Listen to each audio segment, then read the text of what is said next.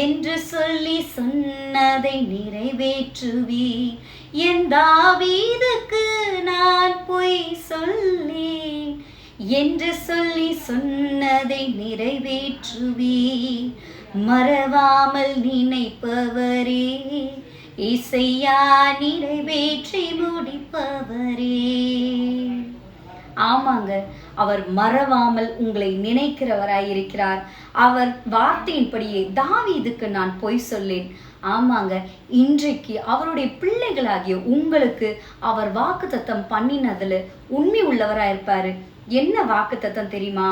உன் பிதாக்களுக்கு நான் கொடுப்பேன் என்று சொன்ன தேசத்தை உனக்கு நான் தருவேன். கண்டிப்பாக நீங்க முழு இருதயத்தோட ஏற்றுக்கொள்ளும் பொழுது, அதை பெறுவதற்கு உங்களை நீங்களே தயார்படுத்தும் போது கண்டிப்பா ஆசீர்வாதங்களுக்கு நீங்க தப்பவே முடியாது. God bless you.